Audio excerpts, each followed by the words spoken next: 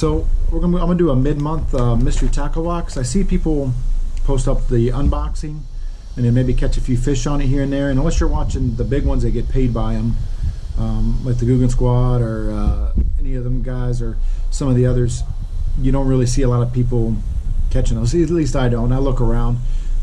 So I'm just gonna go through so far my impression of it. For the money, I say it's so-so. I'd rather kind of buy my own baits. The first thing I go over is the buzz bait, which to me operate like a buzz bait. I didn't have a lot of luck on it. Of course, I got the crank on there as well. We'll get to that. So the buzz bait worked like a buzz bait. I didn't have a lot of luck at Lake Belton with it. It's a buzz bait, so like I said, I've kind of gotten away from them just because of the. It's so much easier and more productive to me to throw a whopper plopper, and I got the 75s coming in I think Monday next week, so I'll be interested in those. But I did try it out there, no luck. I did put it on my little bitty cow pond this morning I go to on Fort Hood, and I got a video of that when I fish with my son if you care to look at it. I'm gonna post this separately. And as you can see, it's just a buzz bait, and it did work out there. I threw it on top, it got hit, and I caught probably the biggest fish of the day on the buzz bait. Of course, out there they're getting kind of small because it's today it's going to be 109. Yesterday I think it was 108. And that's not including the heat index, and everything's kind of dried out right now. So I would say buzzbait is good. I think they said it was. I still got it in here. So the buzzbait for $6.49. I think I've seen better buzzbaits. Once again, I'm not getting paid by Mystery Tackle Box, so I can say whatever I want to say. Of course, the Booyah prank, I got kind of dirty yanking that fish out because, like I said, it's kind of like a mud hole out there. So the Booyah prank to me, and they say it's $9.99, but I think for $9.99, if I wanted to get a popper, I'd get a popper, and if I wanted to get a crankbait, I get a crankbait. Maybe it costs a little more than that, depending on the brand you buy, but I think it tries to do too much. Because I have to pop it. When I pop it, it pops and then wants to dive on me because of the bill. So you have to wait till it flops, and then so you can't just pop. It'll pop a lot. So, and when I'm running as a crankbait, I don't think it does as well as a regular crankbait. So to me, it's just one of those things that does too much. I would not pay $10 for this. I do not think it's $10 worth of a bait for that price. I'm so glad I caught a fish on this thing, so this thing can go into deep storage. I don't know if I'd ever pull this thing out again. If somebody ever watches this thing and wants to give me $5 for this thing, I'll ship it to you. Or I'll meet you somewhere and give it to you. Not a fan.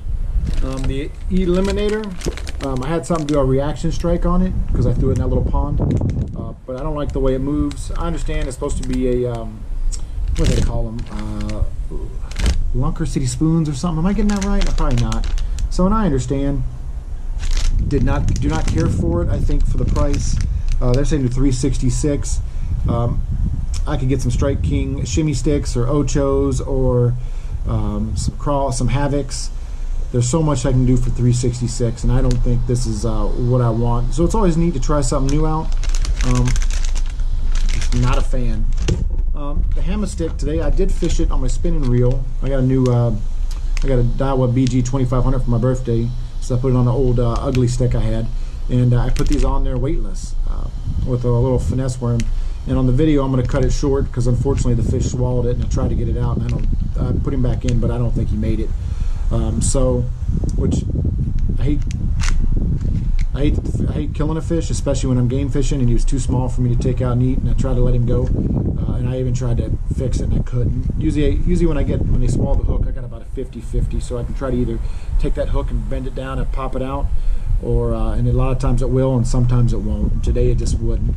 So the pond is stunted anyway. And it's so shallow. It'll probably help the other fish out, but it still kind of breaks my heart that it happened. But I did catch some on this. I'm not willing to say these are bad at all. I think the smell on them is horrible, but it's mackerel. So these might be all right. I just don't know. I kind of fish it almost like a shad, to be honest. So I just hooked it weedless because in Texas, in every little pond, it's really weedless. So the only other thing in it is the bullet weights, which I have not used because I haven't really.